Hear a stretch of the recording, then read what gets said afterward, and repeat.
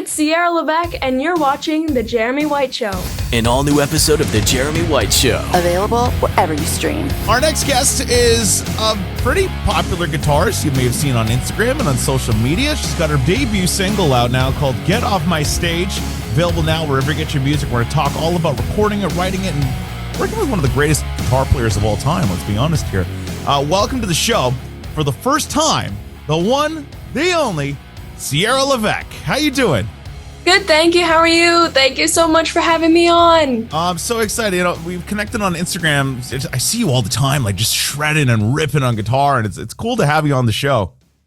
Thank you very much. Yeah, for sure. I definitely started building up my social media throughout COVID when there was not much to do. I started posting guitar videos, singing videos, and it really just started growing. And I love covering all different bands, but mostly rock for sure. Yeah.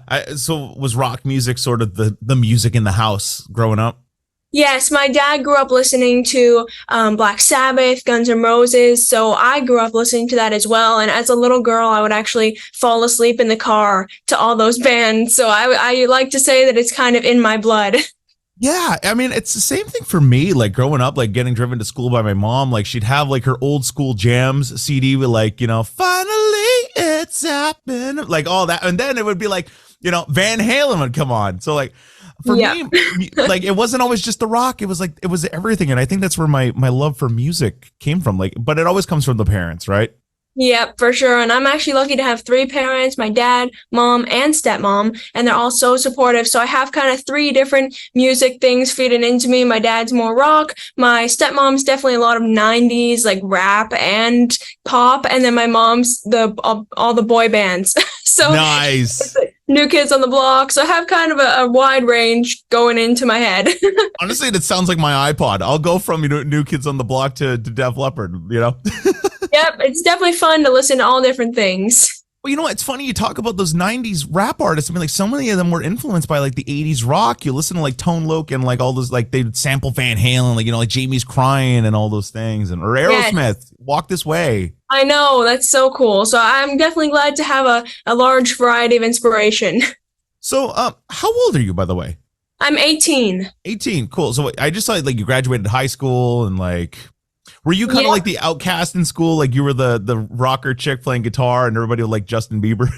Kind of, yeah, for sure. I mean, in high school, I didn't really have too many friends, only a few. And most of the days I would just walk around the halls listening to my music really loud in my headphones. But I did have quite good grades. So that also kind of set me apart because usually people like assume if you're into music for some reason that you're more artsy rather than focus on grades, which is really untrue. Yeah. So that was definitely strange as well. I was kind of outcasted for both the music thing and the grades thing. But you know what? I got through it and I've written a lot of great songs because of that. So it was definitely kind of the usual high school experience, but I'm glad to be out. Yeah. And you know what? It's contrary to popular belief. Musicians are pretty freaking smart. I know. And it's a strange stereotype because, yeah, people don't expect it. So that was definitely cool. But I'm just glad it's done. Yeah. Where did you go to school? Like, where are you from? And I know you're in Canada, but are you in Ottawa? No, I'm from a small town called Pembroke, which is about an hour and a half north of Ottawa. Okay. So, yep, just a small town, about 15,000 population here. And then in the surrounding areas, I would say mostly 100,000 would be the biggest number. But, yeah, just a small little town. And I went to a Catholic high school, so wasn't allowed to wear some of my controversial rock shirts, unfortunately. But walking around your Catholic school with a pentagram on your shirt, like... Take that, Miss Nun. Yeah, definitely a lot of my ghost shirts I wasn't able to wear, but you know what? Now I'm able to wear them all, so that's great. Yeah. So how old were you when you started to discover your love for music? I mean, when did you start playing guitar? Well, I started playing guitar when I was 12, but my whole love for music actually started when I was 3. I was driving around in a car with my parents. Well, I wasn't driving. My parents were driving. Right. And they heard me singing along to an Avril Lavigne song, Innocent.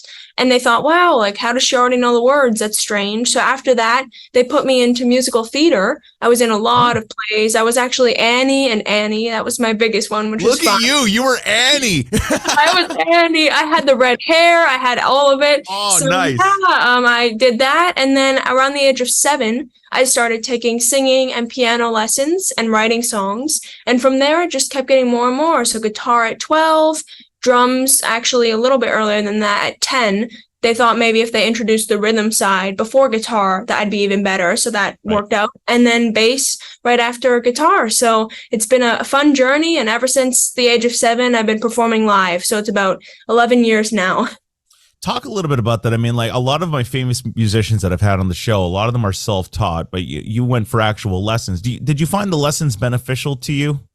Yes, I did for sure. And I've had the great opportunity of having so many amazing teachers from all different areas of the music industry, locations. It's been really great. I've had quite a few teachers who have really, really inspired me. And a lot of the stuff that I learned has varied from teacher to teacher. So I learned one great aspect from one from another, and especially with the guitar teachers. My first guitar teacher, he was a local musician, but he was kind of the messiah of the local music area. So that was awesome. He would take me to all the local gigs, and then he unfortunately passed away from brain cancer when COVID started up. And that's when I was able to connect with Bumblefoot and start taking lessons online with him. And so just amazing opportunity there, and it's been really great.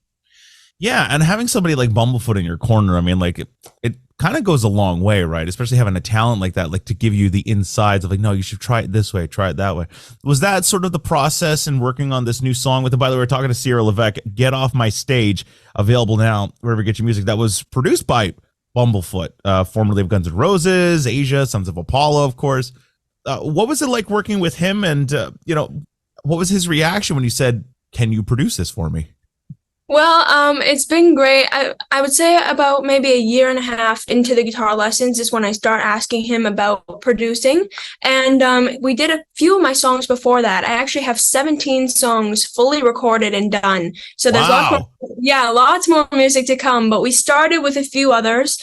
And then I started writing this song throughout COVID, especially whenever Machine Gun Kelly was really in the news, because that's actually what this song is about. It's kind of a funny story. Whenever all that was happening and he did the rap battle with Eminem, it was they were beefing online forever. And then all of a sudden Machine Gun Kelly comes out, he's a punk pop artist. I'm like, what's going on here? I know, that was exactly the inspiration. And then even when he was dissing Corey Taylor, I thought, you know what?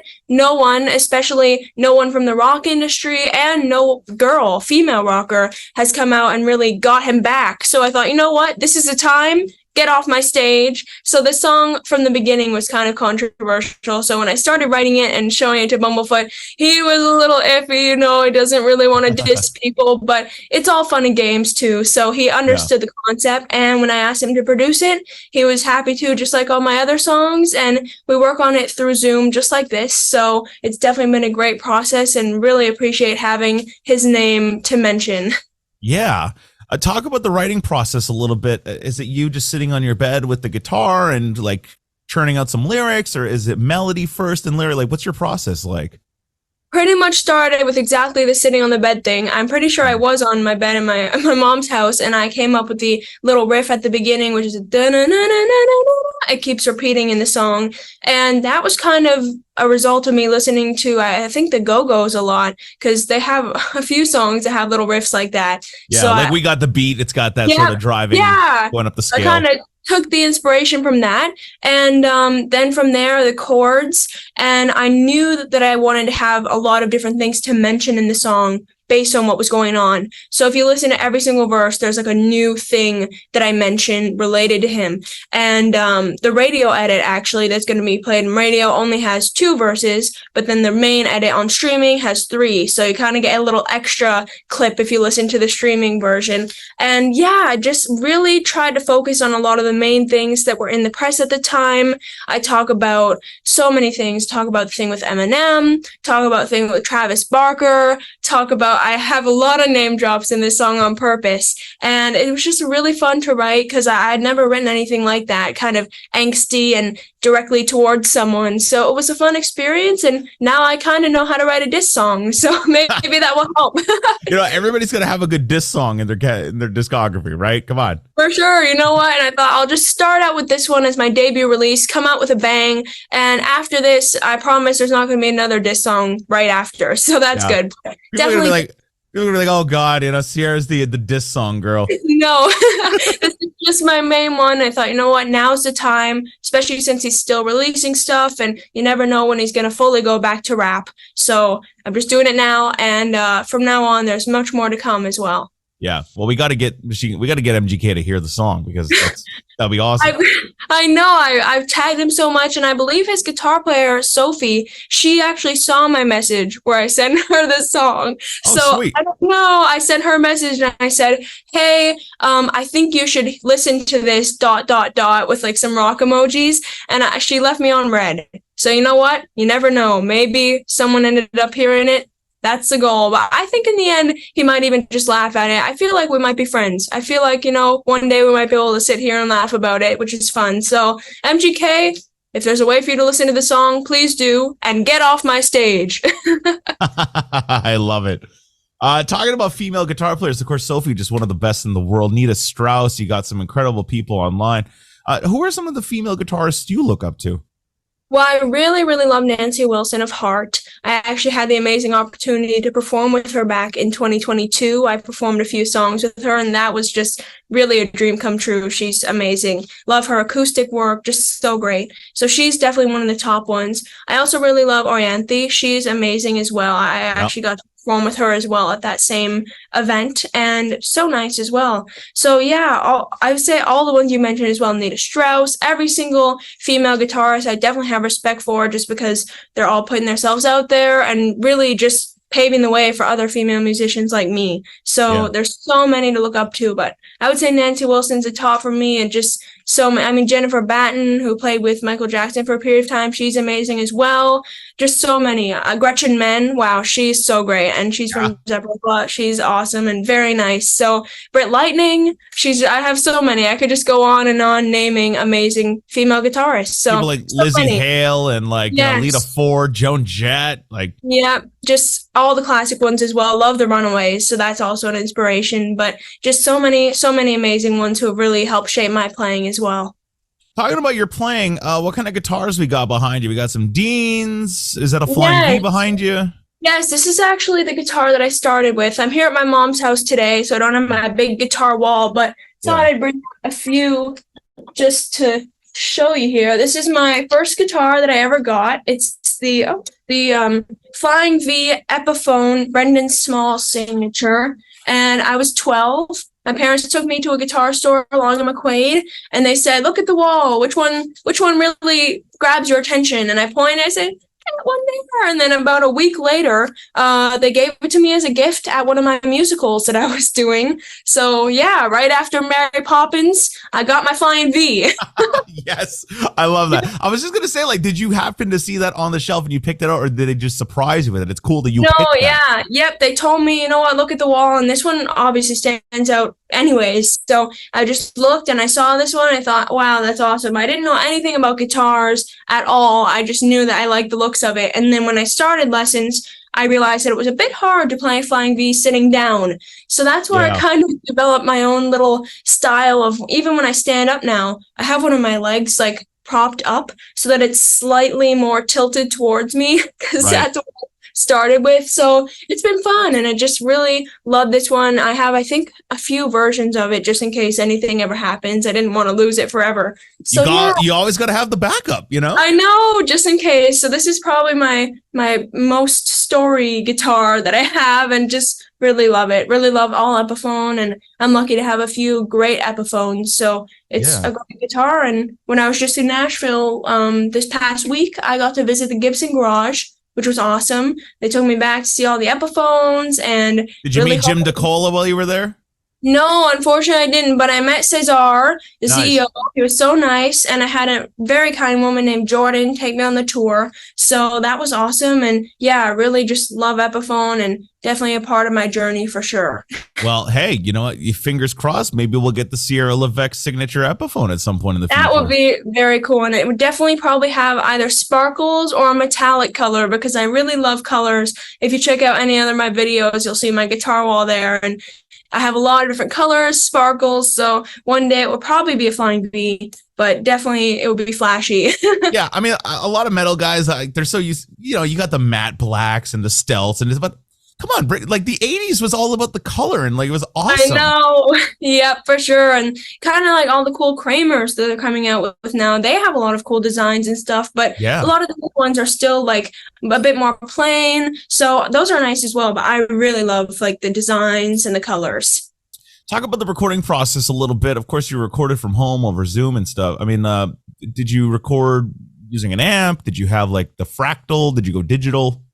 Yeah, well, I use the PreSonus Quantum interface. Cool. So I record all the instruments myself because I'm luckily able to play them.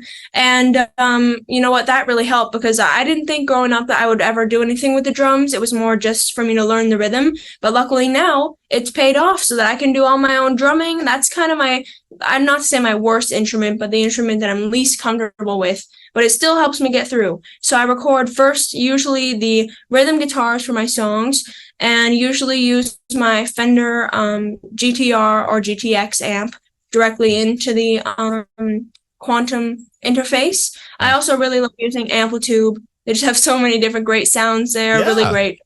Love Yeah, a lot of Amplitude. that stuff sounds really authentic too. I mean, like people like to talk shit about, modeling amps, but the plugins sound fantastic and you're not waking up the neighbors. They do, and you can have like where you can exactly move the microphone to where you want it. Like it's really high tech. It's really cool. So I use that, and then I usually from there record the bass, and then I do like a rough singing just so I know where I am. Then I go over to the drums, record the drums, and this is all into my Logic. I use Logic as my my session thing. So then after that, finally drums, then guitar solo usually, and then singing, or sometimes singing, then guitar solo. And once that's all done, it's usually around, I would say, anywhere from 20 to 50 tracks. Usually I'd like to do a lot. I like to have it thick. I like to have a lot of different aspects. Not too busy, but just really enjoy having those guitars really thick sounding. So then I send all that through WeTransfer over to Bumblefoot, and he gets all the tracks, uploads them into Cubase, which is what he works on, and then we do a Zoom call. Cubase? Oh my God, what is this, 2003? Yeah, We gotta get the man some Logic. It sounds really good though. I mean, he's used it for all his records, a lot of the records he's been on, Art of Anarchy, so many. So it's definitely, it works for him. It sounds really good, and he's showing me how to use it as well. So yeah, Cubase, who would know? So Cubase is really cool. And he does everything through there. We do some Zoom calls. He shows me how to do everything. And then it just starts coming together over a few days, and usually go through a few different versions, adding things, taking things away. One of the last things that we did on the Get Off My Stage song was we added where I say auto-tune in the song. We actually added auto-tune to that word. So it's kind of a little cool thing that sticks out. It's like, they didn't need no auto-tune to come up with a decent tune. You do. And so when I say auto-tune, it sounds just like the MGK songs with the auto-tune on it. So that was kind of the last little fun production thing. But yeah, it's always great. And he's such an amazing person and producer. So very easy to work with. So you said you got like 17 songs written. I mean, are we going to eventually get like a full collection? Are you going to break that into 2 different records? Yeah, right now the plan is hopefully to do maybe a few more singles just to test out the water, and then definitely probably an EP further down the line. I'm just waiting to see how it goes. This first single was kind of a trial just to, figure out how to do everything. I'm doing it fully independent. So it's definitely a big learning journey, but luckily I've had some courses in the past from Berklee College of Music that have taught me how to do all this, which is great. So it's definitely just trying to do it on my own, trying to go through the motions, and then from there on, I'll be better, hopefully, for each release. So yeah, definitely a lot to come. I have almost 18 songs now fully recorded. I'm working on my 18th. So that's a lot of music. Hopefully more coming soon. And I already have a date set in 2024 for my next release in February. So I think that will probably be another single. But after that, for sure, some longer length things coming as well. Yeah, and I mean, especially with your social media and following, so I mean, like, you haven't been approached by like any major record labels like wanting to sign you, or like, do you even need that at this point? Not yet, but I'm really open to anything. I'm kind of just waiting to see what happens. Like I said, doing everything independent right now, but really hope to for sure be signed with someone in the future. I mean, nowadays you don't really need a record label, but the funding and the marketing budgets are definitely a lot better than independent. So it would definitely be great, but for now, just try and do everything independently to get on the radar, and we'll see. Hopefully, maybe soon, I'll be able to have the backing of someone for sure. Yeah, no, absolutely. I mean, we got to support our upcoming talent. I mean, especially local and in Canada. There's so many different ways to get the stuff out there. So, Yes. Sierra Levesque, Get Off My Stage, her latest, actually debut single, produced by Ron Bumblefoot from, Guns N' Roses, got Sons of Paul. Did he tell you any like cool tales about being in GNR back in the day, or? Yeah, for sure. He definitely has some cool stories, and all of his bands he's been in, there's always been some funny stories, strange stories, just all funny, I guess with any band. I mean, I've definitely realized that, I'm glad I'm doing it solo right now, because, sometimes with bands, it's like one person's doing this, one person's doing that. You never really know how to connect. So you got the drummer with the ego, and then it's just. Yep, you never know. So right now, I'm definitely glad I'm doing it solo, but hope to have a backing band formed one day soon. So, but he's definitely given me so much advice, and definitely learned a lot from him about the industry, and I'm really grateful for that. So when you put your band together, is it going to be all women, or are we going to like have some dudes in there? Like, what's like the dream for Sierra? Right now, the dream is to be something possibly similar to the way Ghost has it set up, not with all the crazy masks and costumes, but, sometimes people aren't able to play in your band for too long. They have to leave, or maybe someone gets sick. So you put them in costume and nobody really knows. There's the whole thing about, replacing members and drama. I kind of want to make it as simple as possible. I mean, I would still love to have people have their own identity, all that stuff. I don't want people to go completely anonymous, but it's definitely easier when you don't have to keep sending out press releases and saying that this person's left and they've been replaced, all that. It's definitely causes a lot more drama. And happens all the time. I know. So I think I kind of want to stay away from that, and maybe do something where it's easier to have different people coming in and out, or if someone wants to try being in the band for a bit to see how it is, they don't have to like send out a whole thing about why they're joining, stuff like that. I think that's probably, or you know what, you don't announce anything and they just show up on stage. Yeah, that's probably something like that. And right now, for me, girls, guys, either way, I'd be happy. Just people who love the music and want to play the music. I want to make it as fun as possible, and I don't really want to have my mind set on a specific group of people right now. So I think whoever comes in comes, and I have a few people in mind right now. There's so many great young musicians who I met on social media. So I have kind of a list of dreams to reach out to. I was just gonna say that, like, you have such a network at your disposal, just like, being a guitar player on Instagram and stuff. Like, I'm sure you could get like some of those people that are big on like, get collaborating together. For sure, and I've already done a few little collabs on like reels with people, and if you start watching the collabs, you'll see kind of where my mind is going. You'll see, oh, she did it with this person. Maybe that's a sign. So every single person who I usually collaborate with is someone who I'd love to work with someday as well. Yeah, I love that. Talking about lives, do you got some shows coming up at all? Yes, I'm actually right now on a mini tour to promote the song. So I just got home from Nashville. I had 6 tour dates in total on this tour. So the first one was Syracuse, New York. That was great, just a few weeks ago. Then I had 2 dates in Nashville, one with a whole bunch of other female musicians and one on my own. Those 2 went amazing as well. And now that I'm home, I have a date in Ottawa on September 14th at Overflow Brewing Company, where I'm going to be playing a full set of my own music. It's kind of like an indie feature. Nice. And then after it must feel good, by the way, to be playing like a local pub like that and like playing originals as opposed to just covers. It is, because I've spent so many years now doing mainly covers, and you're like, not Wonderwall again. It's definitely, sometimes after a while, the songs don't start hating them, but almost you don't want to ever listen to them again. So some of them it's just like over and over, but it's still a great way to get out there, and people, when they hear the song, then they know, oh, she did a good version. So that kind of has helped a lot. But it's definitely great to be able to do all original and to want to do all original as well, because some people don't want that.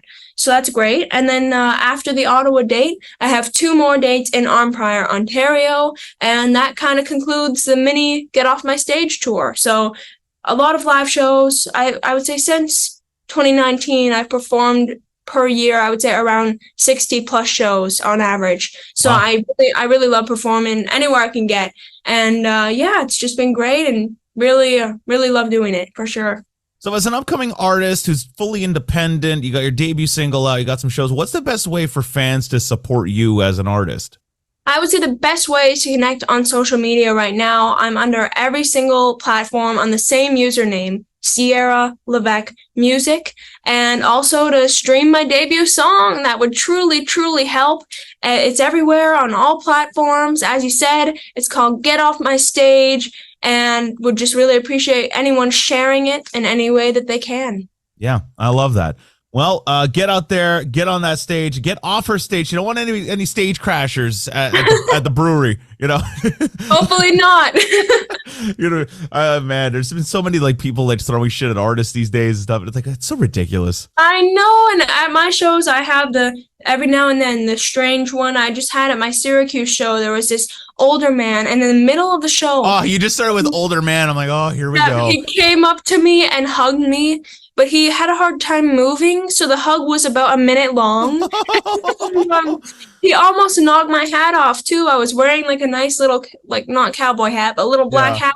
And the hat was coming off. I was like, oh goodness. And it was all on live stream. So everyone got to see that. Everyone got to see that.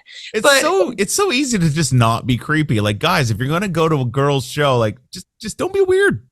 Yeah, it's definitely, I would say at every show I have a different story. So get off my stage.